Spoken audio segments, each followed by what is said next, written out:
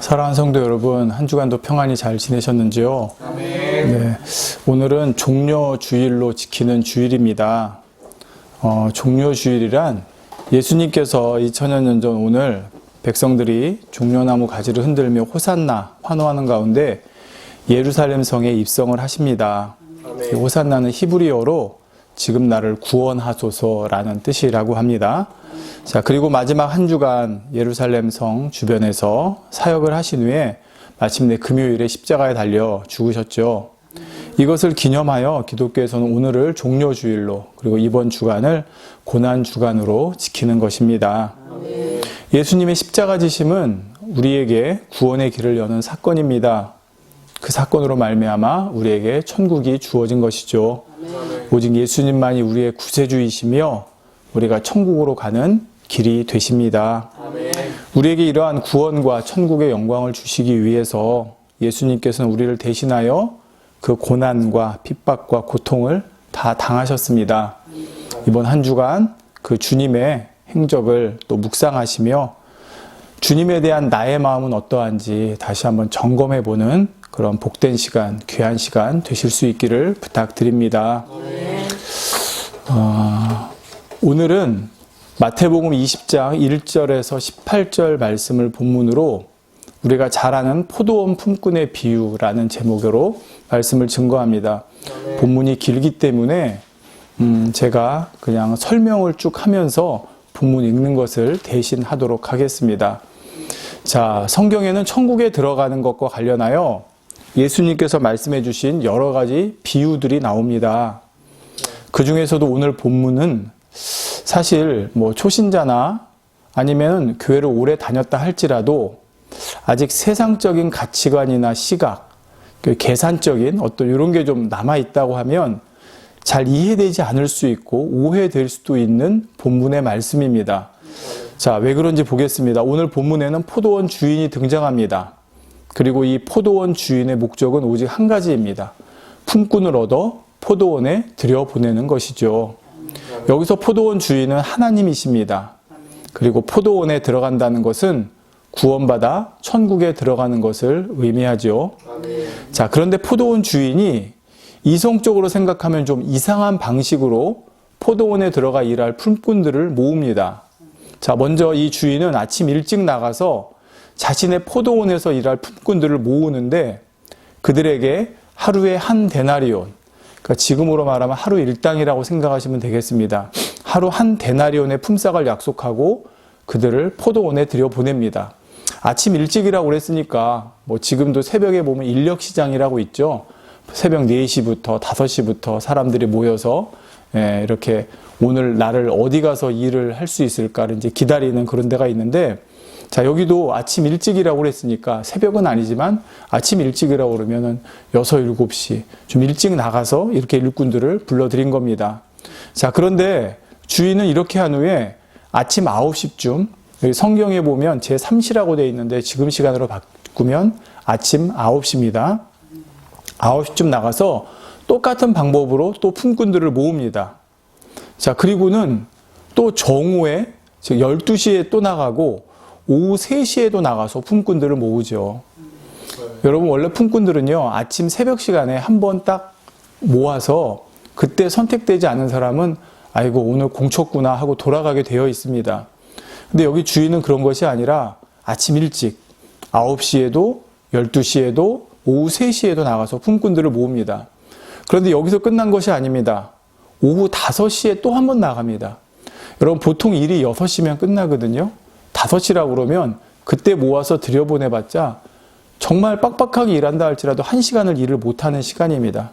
그런데도 주인은 일이 끝나가기 직전에 다시 한번 품꾼들을 모아서 포도원으로 들여보냅니다.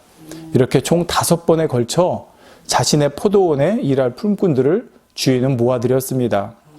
이렇게 해서 일을 다 마친 후가 되자 주인은 포도원에 들어와 일한 품꾼들에게 삭을 주게 되는데, 먼저는 늦게 온 사람들부터 줍니다. 즉 오후 5시에 들어온 사람부터 삭을 줍니다.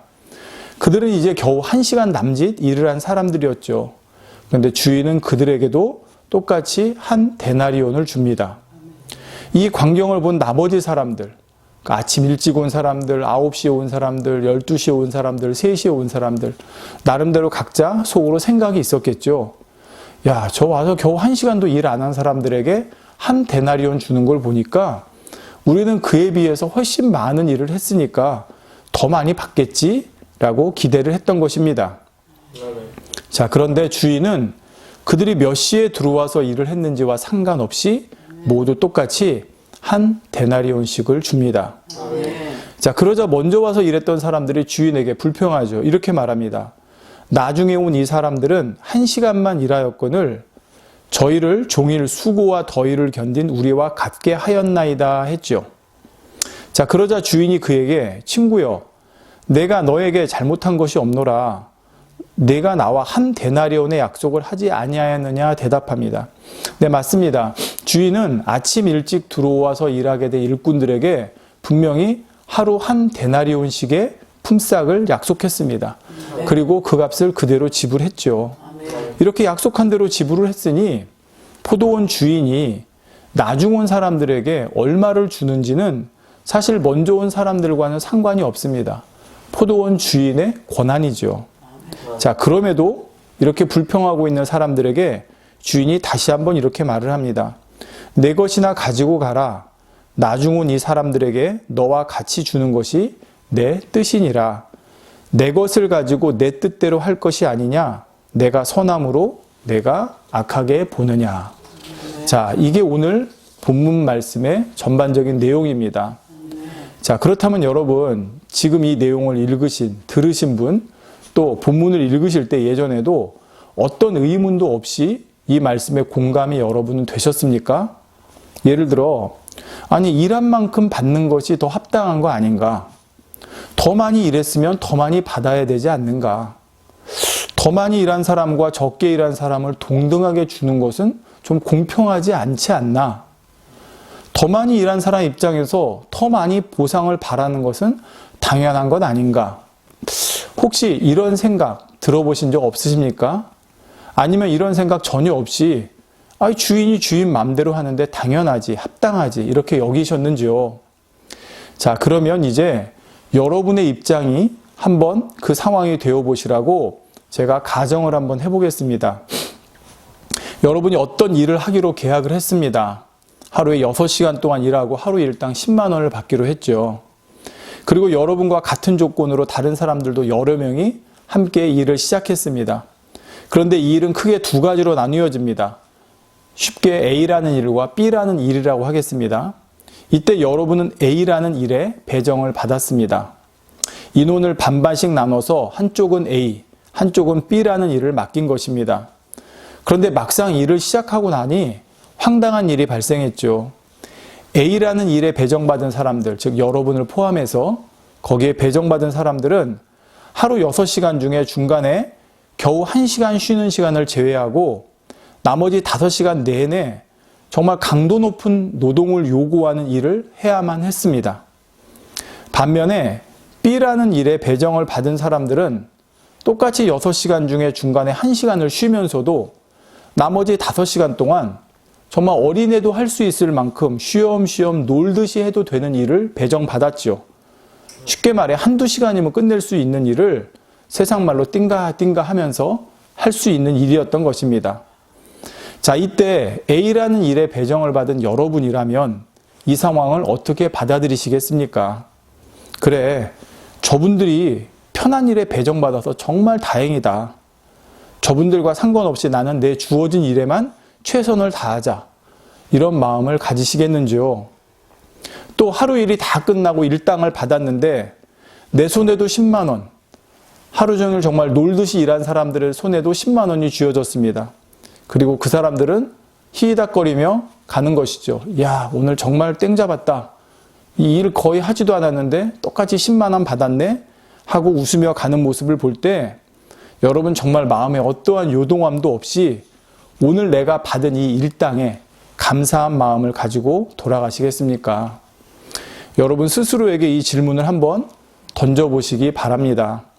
지금은 생각할 시간이 없으니까 좀 이따 기도하실 때 여러분이 나름대로 오늘 한번 나는 그 입장에서 어떨까? 그러니까 이 본문 말씀을 봤을 때는 야, 뭐 저런 걸로 불평을 해 라고 했지만 내가 정말 그 입장이 되면 어떨까라는 생각을 한번 여러분이 해보시면 좋겠습니다.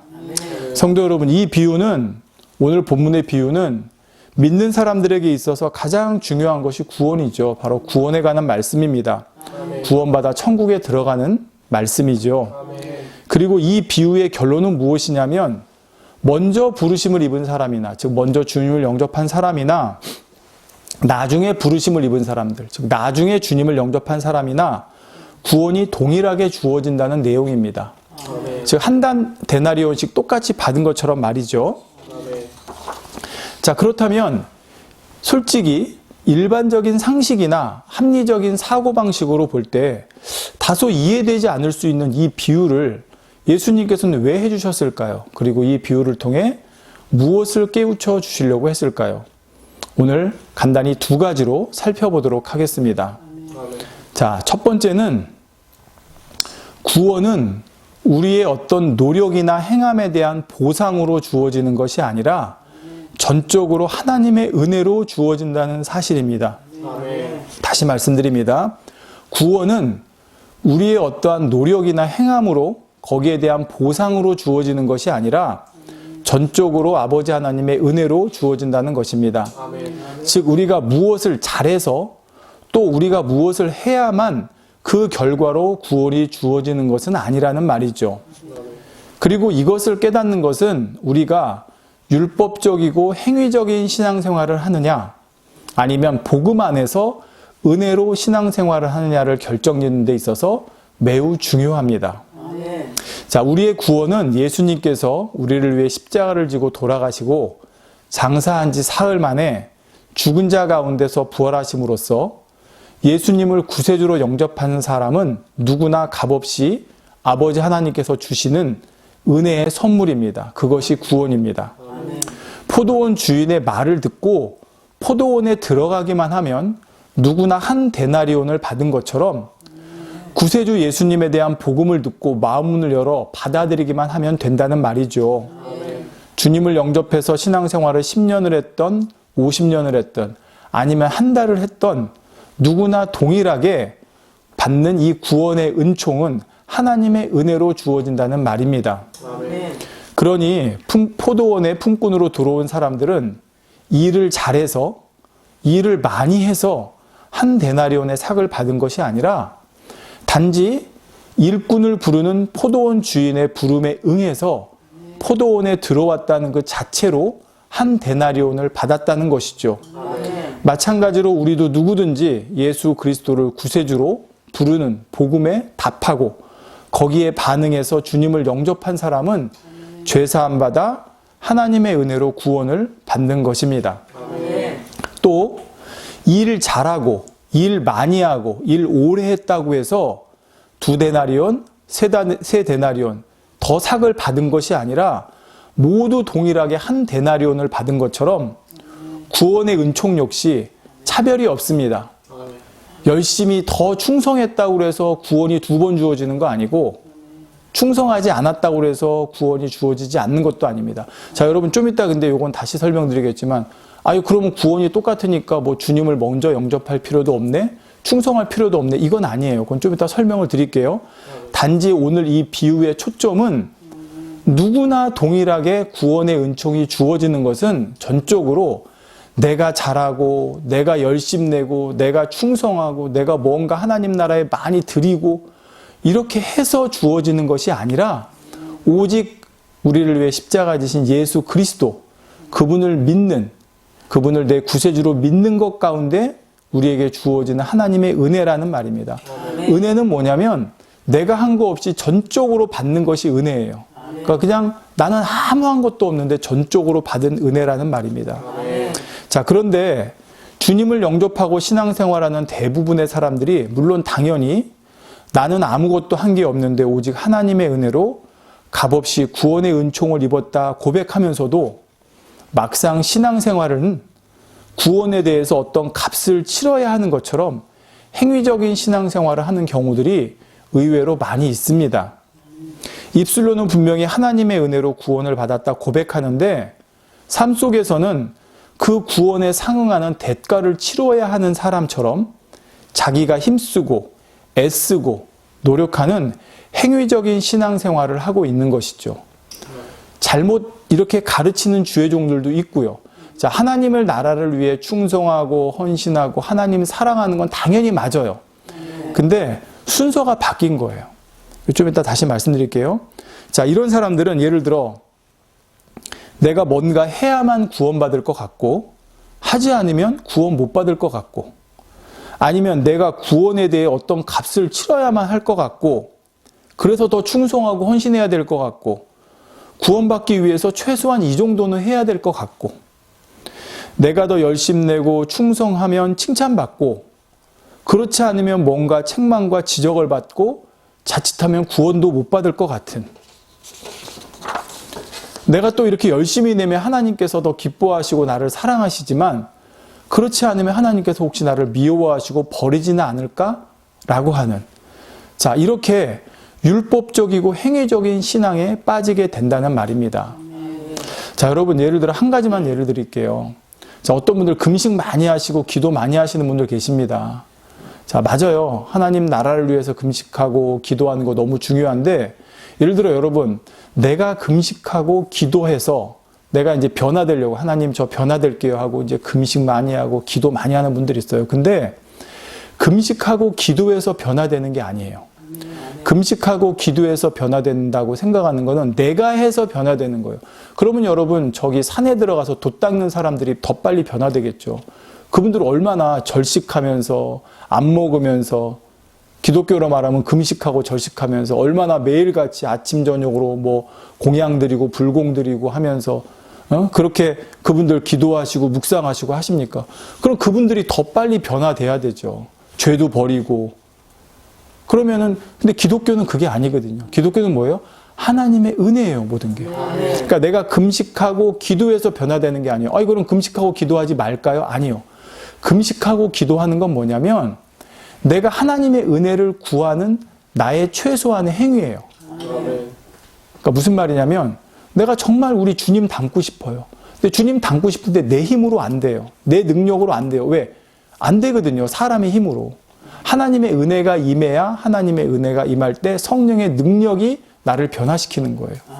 그렇기 때문에 내가 금식하고 기도하는 것은 하나님, 아버지 나 정말 변화되고 싶어요.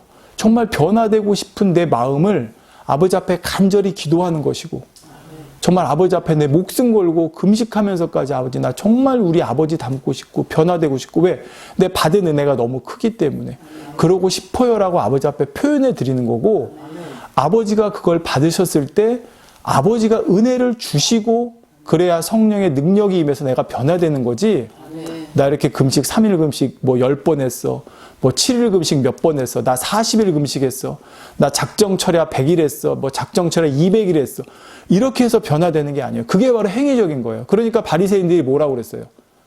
내가 한 달에 몇 번 금식하고 뭐 일에 한 번씩 내가 금식하고 내가 기도하고 이렇게 했다고 그랬잖아요. 그게 똑같은 거예요. 그게 행위적인 거예요. 목적은 내가 변화되기 위한 거라고 하죠. 내가 성결되기 원하고 내가 주님 닮기 원한다고 하는데 말은 그렇게 하는데 실제로 내 모습은 행위적인 율법적인 신앙생활을 하고 있는 거예요. 내가 금식 3번 했으니까 내가 금식 뭐 일주일 금식했으니까 이건 버려야지.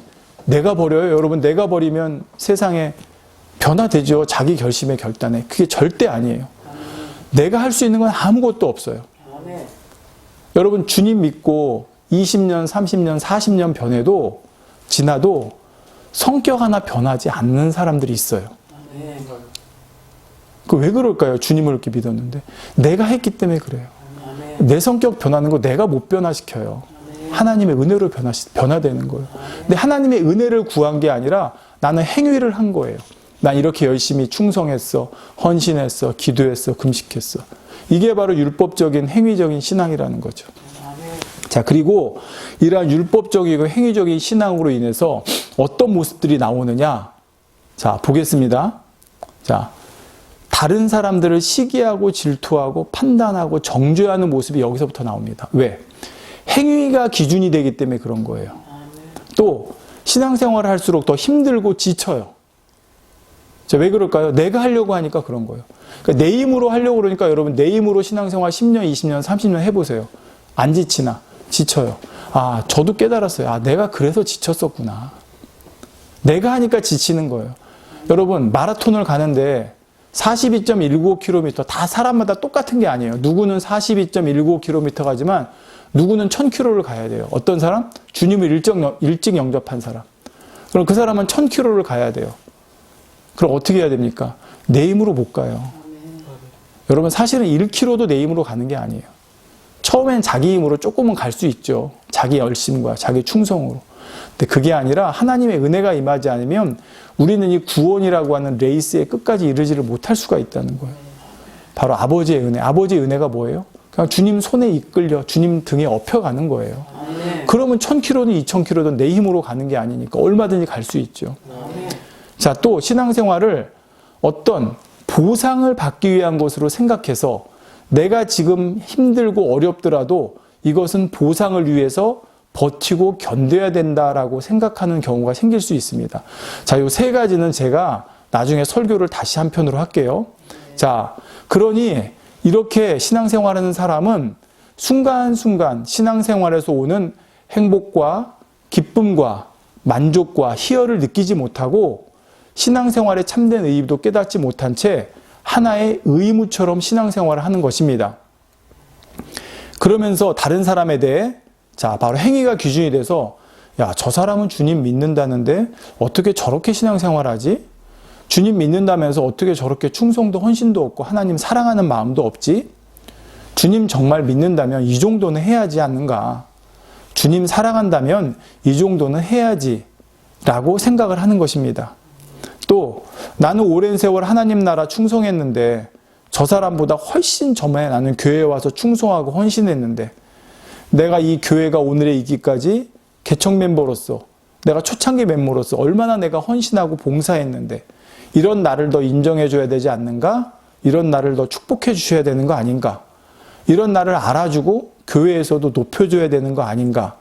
자, 이런 모습들이 나오게 된다는 말입니다. 이것이 바로 다 잘못된 신앙관에서 비롯된 것이죠.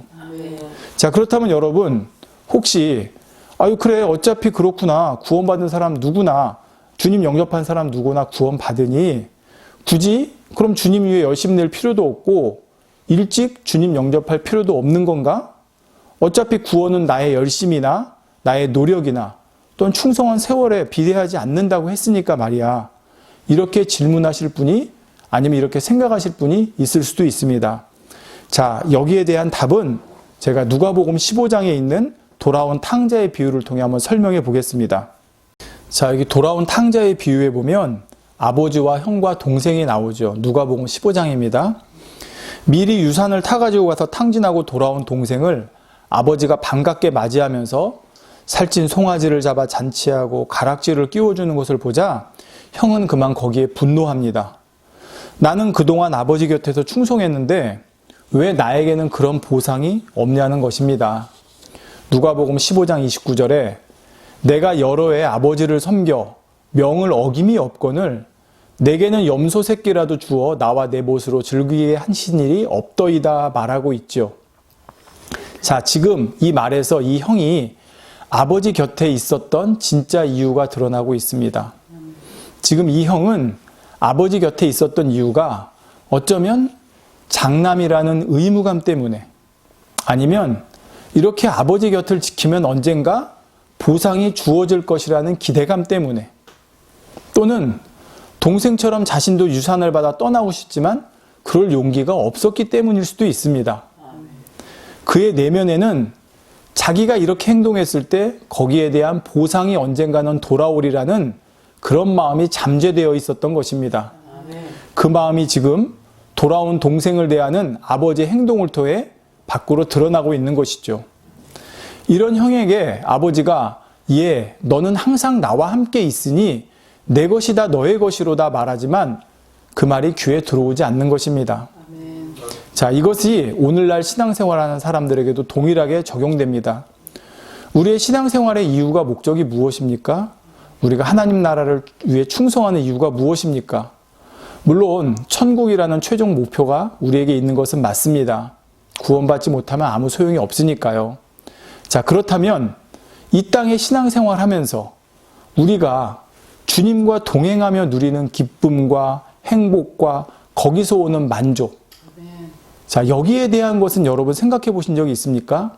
지금 이 형은 자기가 동생이 돌아왔을 때 아버지가 그 동생을 맞아주는 모습을 보면서 나는 왜 동생보다 훨씬 아버지 옆에 더 있었고 충성했는데 왜 나에겐 그런 보답이 없지라고 생각을 하고 있지만 이 형이 놓친 것이 무엇입니까?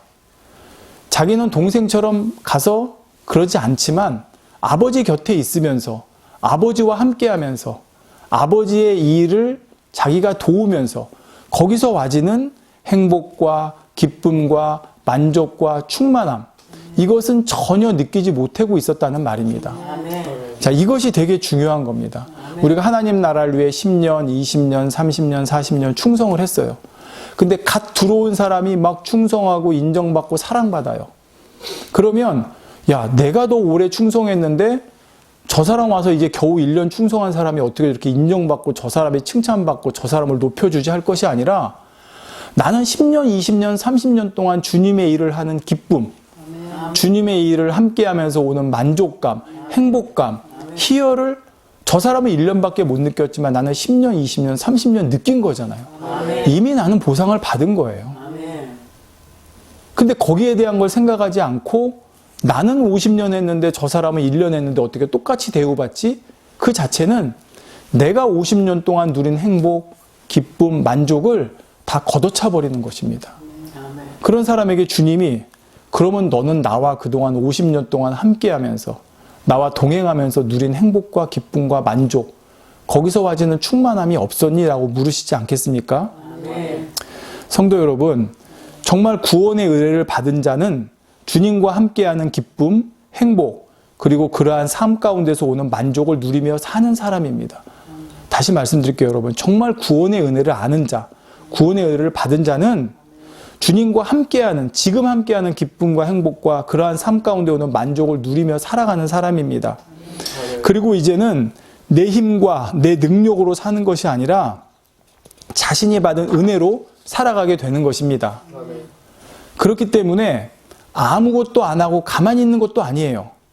오히려 주님 나라를 위해 더 충성하고 헌신하게 됩니다. 그러면서도 그는 내가 이렇게 할 수 있는 것조차 주님의 은혜라 고백하게 되는 것입니다. 이 고백을 사도 바울이 고린도전서 15장 10절에 이렇게 고백하죠. 자, 여러분 이제 잘 보세요. 그러나 나의 나 된 것은 하나님의 은혜로 된 것이니. 그렇죠. 하나님의 은혜로 됐대요. 근데 그 뒤에 뭐라고 그러냐? 내게 주신 그의 은혜가 헛되지 아니하여 내가 모든 사도보다 더 많이 수고하였으나. 그렇죠. 와, 은혜 받았으니까 충성하고 수고했어요. 나 이렇게 열심히 했어요. 근데 뭐라고 그래요? 더 수고하였으나 내가 아니요 오직 나와 함께 하신 하나님의 은혜로라.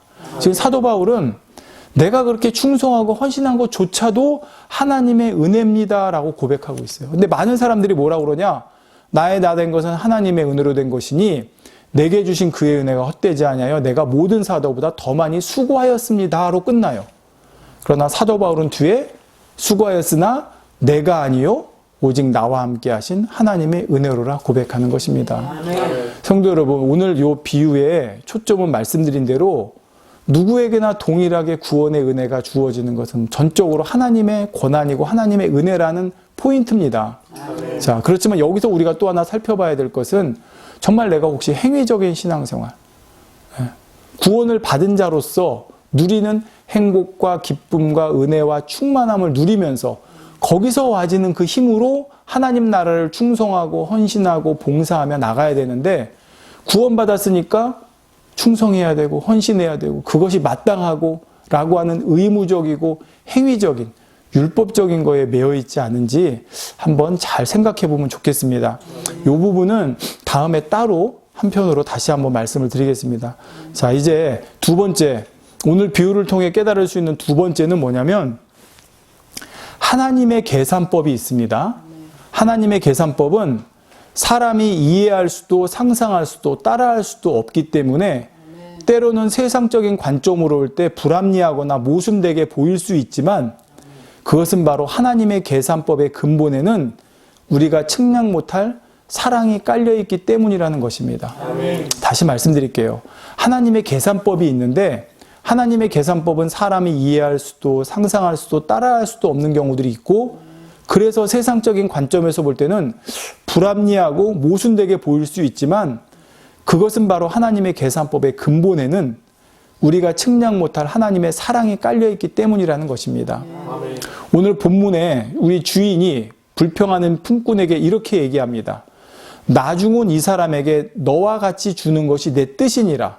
내 것을 가지고 내 뜻대로 할 것이 아니냐? 내가 선함으로 내가 악하게 보느냐? 자, 여러분, 사실 장사하거나 사업하는 입장에서 1시간 일한 사람하고 8시간 일한 사람하고 똑같이 임금을 줄 수 있는 사람이 있겠습니까? 아마 불합리하다고 생각하고 그러지 않을 거예요. 근데 이 주인은 뭘 생각했냐? 저 사람은 비록 1시간밖에 일을 못했지만 저 사람에게는 오늘 받는 것이 그 사람의 일당이에요. 그럼 그 일당으로 집에 가면 먹여야 될 자녀가 있을 수 있고, 내야 될 월세가 있을 수 있고, 수도값이 있을 수 있고, 전기값이 있을 수 있어요. 8시간 일한 사람 입장에서는 1시간 일한 것과 8시간 일한 것을 똑같이 쳐준 것이 불합리하다고 할 수 있겠지만, 이 포도원 주인의 입장에서 봤을 때는 하루 벌어 하루 먹는 입장에 있는 사람들에게는 비록 1시간밖에 일을 못했지만 저 사람도 오늘 하루 일당이 필요한 사람이고, 이 사람도 오늘 하루 일당이 필요한 사람이에요. 그렇기 때문에 그 둘에게 똑같이 일당을 줬다면 이 주인의 마음이 선한 것입니까? 악한 것입니까? 선한 것이죠. 자, 이 주인은 한 사람이라도 더 놀지 않고 일을 해서 그날의 일당을 받게 하려는 것이 이 주인의 목적입니다. 어떻게 보면 자선사업 같은 거죠. 맞아요. 자선사업은 누가 해요? 선한 사람이 하는 거죠. 그 은혜예요. 하나님도 마찬가지예요. 우리가 10년 전에 부르심을 받았던, 20년 전에 부르심을 받았던, 아니면 주님이 오시기 하루 전날에 부르심을 받는 사람도 있을 거예요. 그러면 여러분 그 사람 보면서 야, 재수 좋다, 운 좋다, 그렇게 말씀하시겠습니까? 여러분, 여러분이 부모 입장이라면 어떻게 하겠어요? 정말 폭발이 일어나기 1초 전에라도 구해내려고 하지 않겠습니까? 그게 부모의 입장이죠. 지금 포도원 주인의 마음은 바로 이것입니다. 여러분, 오늘 본문에서 우리는 주님의 마음을 엿볼 수 있습니다. 한 영혼이라도 더 구원하시기 원하시는 주님의 마음 말입니다. 공생에 사역하시는 동안 우리 주님은 정말 주무실 틈도 쉬실 틈도 잡수실 틈도 없이 모든 것을 내어주셨습니다. 그리고 우리가 받아야 될 수치와 모욕과 멸시와 천대를 다 받으셨죠? 마침내 십자가에 달려 마지막 피 한 방울까지 쏟아주셨습니다. 누구를 위해서요? 오직 우리를 위해서 말입니다. 그러니까 아버지 하나님, 주님의 관심은 오직 우리예요. 우리의 구원, 우리가 잘 되기를 바라시는 것. 바로 이러한 사랑을 받아서 하나님의 은혜로 구원이 주어졌다는 것을 깨닫는 사람들은 우리도 그 사랑을 이 땅에서 실천하며 살아가게 되는 것이고, 이것이 기독교 신앙의 핵심입니다. 우리가 받은 사랑이 어떤 것인지를 정말 우리가 알고 깨닫는다면, 그래서 정말 우리가 이 포도원 품꾼의, 포도원 주인의 마음을 조금이라도 닮아간다면 누가 누구를 우리끼리 판단하고 정죄하겠고, 누가 누구를 미워하고 시기 질투하고 욕할 수 있겠고, 누가 형제의 허물을 보고자 하겠고 내 유익만을 구하고자 하겠습니까? 정말 여기 나온 포도원 품꾼, 포도원 주인의 같은 그런 마음이 어떤 마음인지를 깨닫고 그 마음을 닮아가기 원한다는 말입니다. 우리가 이 세상을 살아가는 동안 우리의 모든 말과 행동의 근본에 이러한 사랑을 먼저 채울 수 있기를 바랍니다. 주인의 행동을, 주인의 마음을 이해하지 못하고 불평한 사람들처럼 이러한 우리의 행동을 이해하지 못하는 세상 사람들이 있을 수 있습니다. 하지만 그러한 세상 사람들이 있다는 것은 그만큼 우리가 주님의 마음을 닮아가고 있다는 것입니다. 다시 말씀드릴게요. 야, 저 사람 기독교인이야, 저 사람 주님 믿는 사람이야 라고 아는데 그 사람의 행동이 너무 뻔해요. 너무 세상 사람이 생각하고 예상하는 거하고 똑같이 해요. 그러면 정말 죄송하지만 그리스도인의 모습이 아니라는 거예요. 근데 세상 사람들이 예측했을 때 너무나 엉뚱해요. 전혀 달라요. 예상한 것과 다르게 행동해요. 그렇게 보여야 사실은 그게 예수 그리스도를 믿는 사람이에요. 오늘 포도원 주인처럼 말이죠. 여러분, 포도원 주인의 행동을 세상 사람들한테 물어보면 뭐라고 그러겠습니까? 아유, 옳다 그러겠습니까? 이해 안 된다고 그러죠. 근데 그게 주님의 마음인 거래요. 우리가 그렇게 살아가면 세상 사람들은 이해 안 돼. 야, 왜 저렇게 살아? 저게 이렇게 나올 거예요. 근데 그 말이 맞다는 거예요. 그렇기 때문에 주님을 믿는 사람들은 세상으로부터 어떻게 보면 핍박받는 거고 조롱받을 수밖에 없는 거고 때로는 정말 어리석다라는 얘기를 들을 수밖에 없다는 것입니다. 그러나 그럼에도 불구하고 우리는 세상의 계산법이 아닌 우리 아버지 하나님 주님의 계산법을 따를 수 있는 저도 여러분도 됐으면 좋겠습니다. 저도 사실 이걸 많이 요즘 깨닫고 있습니다. 제가 어떤 일을 하면서 정말 내가 사람의 계산법을 나도 따르고 있구나 여전히. 정말 주님의 계산법을 따라야 되는데 그걸 너무나 많이 요즘 제가 하는 일들을 통해서 깨닫고 있습니다. 그러니까 아버지가 허락하신 거죠. 그래, 네 마음 한번 봐라. 네 마음이 어떤지 봐라. 아무리 가르쳤고 아무리 오랜 세월 사역을 하며 성도들을 가르쳤다 할지라도 정말 그 상황에 처해 보니까 여전히 나는 세상적인 사람들의 계산법과 별 다르지 않게 살아가고 있구나라는 모습이 깨달아지고 발견되더라는 것입니다. 성도 여러분, 이사야서 55장 8절 9절에 여호와의 말씀에 내 생각은 너희 생각과 다르며 내 길은 너희 길과 달라서 하늘이 땅보다 높음 같이 내 길은 너희 길보다 높으며 내 생각은 너희 생각보다 높으니라 말씀합니다. 그러니 여러분, 당연히 주님의 계산법과 우리 사람의 계산법은 다를 수밖에 없습니다. 주님이 행하시는 일은 우리 사람이 다 이해할 수도 없으며 이해한다고 하는 사람들도 사실은 극히 일부만 이해하는 겁니다. 마치 본인이 하나님의 뜻을, 하나님의 마음을 다 아는 것처럼 말하는데 그것이야말로 정말 어리석고 교만한 것이죠. 그런데 우리 사람들은 주님을 믿는다 하면서 내가 바라고 내가 생각하고 내가 계산한 것과 다르게 일이 돌아갈 때 거기에 낙심하고 좌절하고 주님에 대한 서운함과 불평을 늘어놓기도 합니다. 마치 오늘 본문의 주인의 마음을 모르는 품꾼들이 불평하는 것처럼 말이죠. 그러나 하나님의 뜻은 항상 선하십니다. 그리고 하나님의 계산법에는 항상 우리 영혼들에 대한 사랑이 담겨 있죠. 그러니 당장 이해되지 않는다 해서 그러한 우리가 깨닫지 못하는 하나님의 그 깊은 계산법을 오해하고 불평하는 것은 어리석은 것입니다. 하나님의 계산법, 하나님의 일하시는 방식은 우리가 알 수 없는 경우들이 얼마든지 있을 수 있습니다. 주님 믿으면 사업이 잘 돼야 될 것 같은데 오히려 망해서 주님을 더 잘 믿게 되는 사람이 있습니다.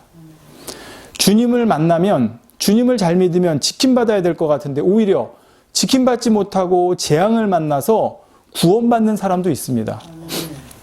주님을 만나면 건강해야 될 것 같은데 오히려 중한 질병에 걸려서 거기서 참된 신앙을 깨우치는 사람도 있습니다. 주님을 만나면 높아져야 될 것 같은데 오히려 밑바닥까지 낮아져서 거기서 정말 그 고난과 좌절을 통해 거기서부터 참된 신앙으로 깨어져 나오는 사람도 있습니다. 어떤 사람은 주님을 만나면 늘 행복하고 기뻐야 될 것 같은데 오히려 주변으로부터 환난과 핍박을 통해 하나님의 영광을 드러내며 사는 사람도 있습니다. 자, 여러분, 내가 생각하고 내가 계산하고 내가 바라던 것과는 다르죠. 그렇지만 하나님의 계산법은 그걸 통해서 결국은 합력해서 선을 이루시고 저와 여러분에게 좋은 것을 주신다는 사실입니다. 그러므로 우리는 이 땅에 살아가는 모든 순간, 만나는 모든 상황 안에서 거기에는 주님의 사랑의 간섭이 있음을, 그것이 바로 하나님의 사랑의 간섭법이고 계산법임을 믿는 저와 여러분이 됐으면 좋겠습니다. 분명히 그 안에 하나님의 나를 향한 사랑이 담겨 있음을 믿는다면 그분은 그 상황을 분명히 승리해낼 것이고 그걸 통해서 저와 여러분을 향하신 하나님의 선하신 뜻을 반드시 이루게 될 것입니다. 그러므로 지금 내가 처한 상황, 지금 내가 처해져 있는 이 위치, 모든 환경 가운데서 왜 하나님이 이것을 나에게 허락하셨는지 모두 포도원 주인의 마음과 입장이 되어져서 하나님의 계산법으로 우리 자신의 모습을 한번 돌아보는 그런 귀한 시간을 가질 수 있기를 바랍니다. 그래서 거기서 여러분 정말 좌절하고 낭망하고 실망하고 포기할 수밖에 없는 상황 가운데서 거기에 하나님의 사랑이 깨우쳐지고 깨달아지면 그 힘으로 우리가 거기서 승리해 나오는 거예요. 그러니까 그게 깨우쳐지지 않으면 하나님께서 아무리 거기서 건져주셔도 나중에 그 똑같은 상황이 되면 또 거기서 헤어나오지 못해요. 근데 그 상황에서도 하나님의 그 사랑의 간섭하심에 그걸 깨닫는 사람은 반드시 저와 여러분을 향하신 하나님의 선하신 뜻을 이루어 드릴 수 있는 좀 하나님의 멋진 자녀가 될 줄로 믿고 그런 우리 모두가 될 수 있기를 주님의 이름으로 축원합니다. 기도합니다. 사랑이 좋으신 아버지 감사합니다. 오늘은 종려주일입니다. 우리 주님, 오늘 예루살렘 성에 입성하실 때 백성들이 종려나무 가지 흔들며 호산나, 얼마나 우리 주님을 환호하고 정말 연호하면서 맞이했습니까? 그러던 그들이 불과 5일 후에 주님을 십자가에 못 박는 정말 그런 군중으로 변질되어 버리고 바뀌어버리는 것을 보게 됩니다. 주님, 이것이 사람의 마음입니다. 사람의 마음이 이런 것을 알기 까닭에 그 마음이 우리가 어떻게 할 수 없는 걸 알기 까닭에 주님이 우리를 위해 죽으셨습니다. 우리 죄를 대속하셨고 우리에게 성령님을 보내주셔서 그러한 우리들조차 품으시고 그러한 우리들이 변화될 수 있는 길을 열어주셨습니다. 아버지, 우리는 아무것도 할 수 없는 것을 다시 한번 고백합니다. 우리가 호흡하고 우리가 살아가는 모든 것조차 아버지의 은혜임을 다시 한번 고백합니다. 아버지, 그 은혜를 받은 사람으로서 그 은혜가 임하면 성령의 능력과 충만함이 임합니다. 그러면 우리는 변화될 수밖에 없습니다. 아버지, 우리가 삶 가운데 정말 우리 주님의 은혜 놓치지 않고 살아갈 수 있도록 도와주소서. 내가 뭘 해서 주님의 은혜가 임하는 것이 아니라 정말 내 마음이 너무나 간절할 때, 때로는 그 간절함이 어떤 행함으로 나올 때 아버지가 그것이 참임을 보시고 은혜를 부어주십니다. 우리 삶 가운데 그러한 아버지의 은혜가 곳곳에 풍성하게 넘칠 수 있도록 축복하여 주시옵소서. 이 말씀 드리는 모든 성도님들에게도 은혜 주셔서 정말 성령께서 깨우쳐 주심으로 내가 그동안 했던 신앙생활이 혹여 잘못된 두려움 가운데 정말 종처럼 주인을 섬기는 아버지 그러한 형식적이고 율법적이고 의무적인 신앙생활은 아니었는지 아버지 한번 깨우치게 하여 주시고 이제는 정말 복음 안에서 주시는 그 은혜의 그 행복과 기쁨과 충만함을 매 순간순간 느끼며 살아가는, 그래서 더 하나님 사랑하고 충성할 수밖에 없는 우리 모두로 변화될 수 있도록 도와주시옵소서. 아버지, 함께하며 또한 헌금하시고 또 기도 제목 보내오신 모든 분들 건강에도 모든 분야들도 아버지가 기억하시고 아버지 은혜 주셔서 그 은혜로 깨우치고 거기서 답을 얻어 아버지 변화와 축복 가운데 나올 수 있도록 도와주소서. 우리 주 예수 그리스도의 이름으로 기도하옵나이다. 아멘.